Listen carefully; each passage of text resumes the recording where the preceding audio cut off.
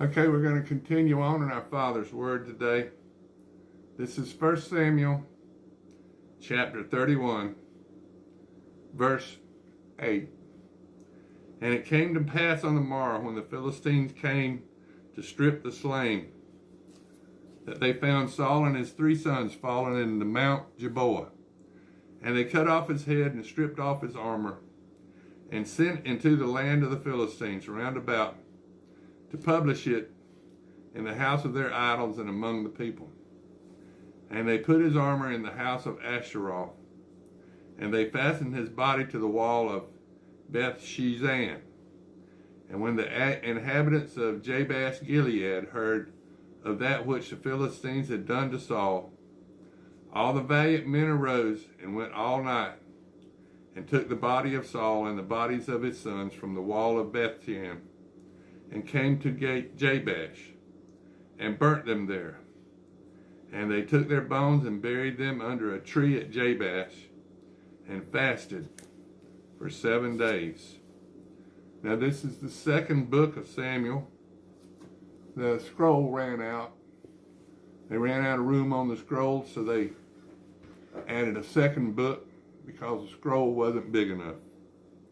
Now it came to pass after the death of Saul, when David was returned from the slaughter of the Amalekites, and David had abode 2 days in Ziklag, it came even to pass on the 3rd day that, behold, a man came out of the camp from Saul with his clothes rent, and earth upon his head.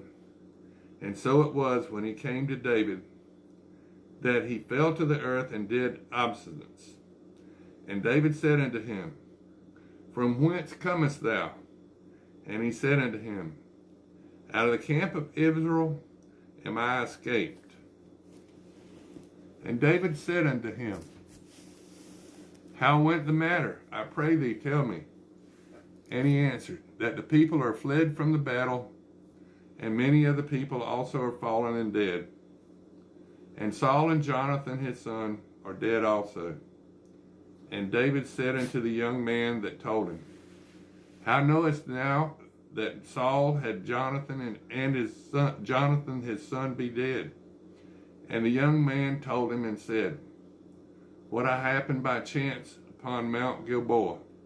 Behold, Saul leaned upon his spear, and lo, the chariots and the horsemen followed hard after him. And when he looked behind, he saw me and called unto me. And I answered, Here am I. And he said unto me, Who art thou? And I answered him, I am a Amalekite. And he said unto me again, Stand, I pray thee, upon me, and slay me.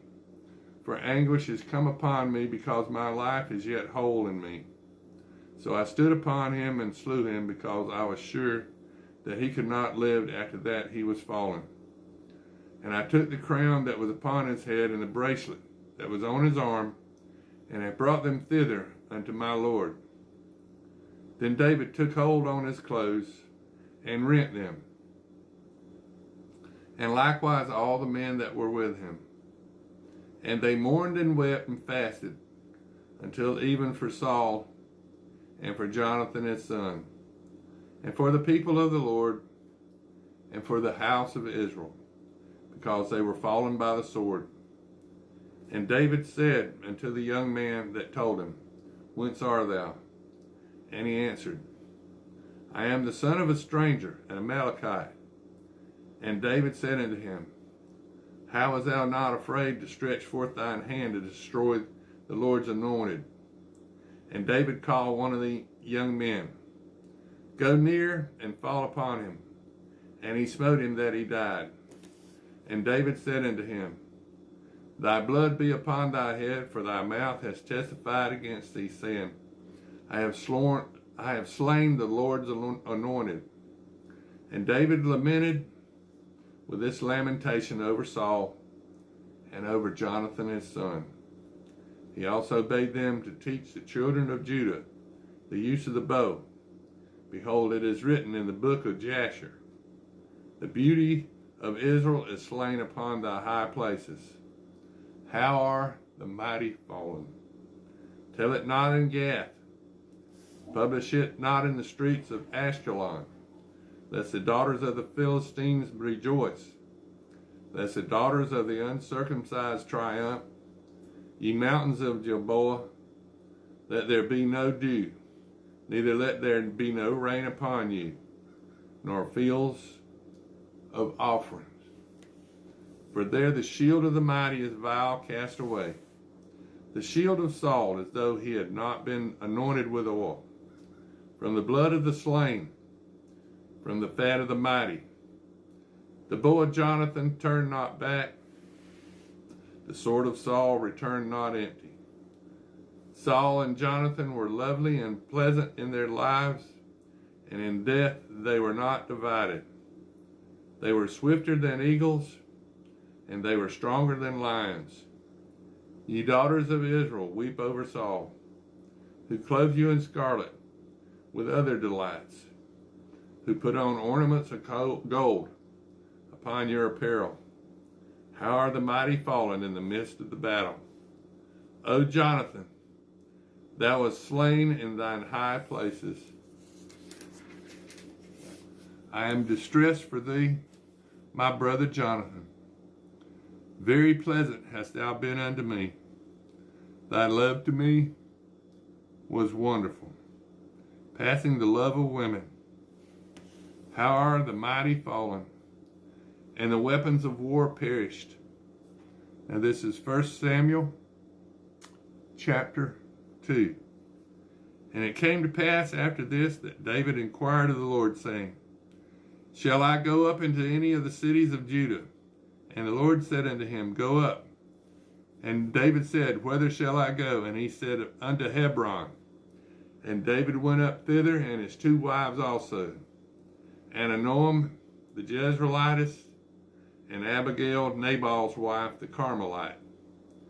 And his men that were with him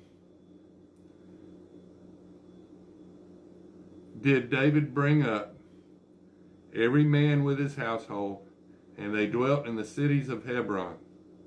And the men of Judah came, and there they anointed David king over the house of Judah. And they told David, saying, that the men of Jabesh Gilead were they that buried Saul.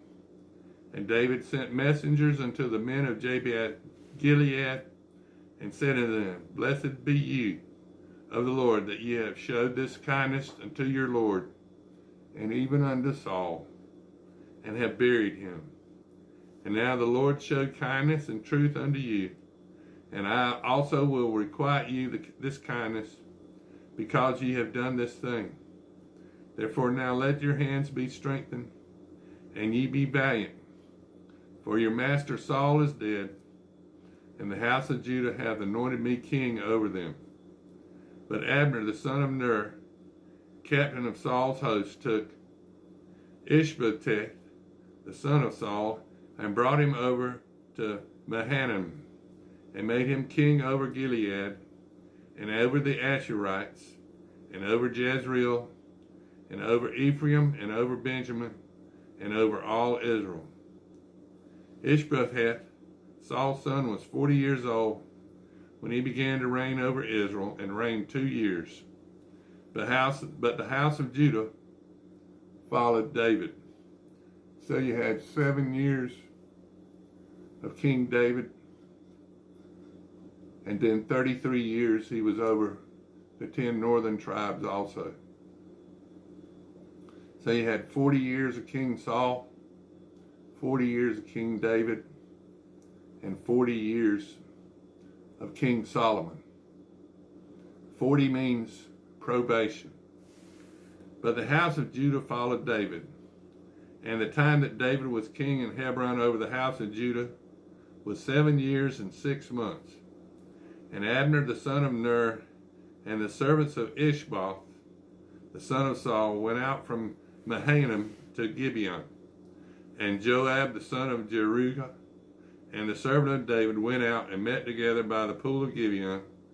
And they sat down, the one on one side of the pool and the other on the other side of the pool. And Abner said to Joab, Let the young men now arise and play before us. And Joab said, let them arise.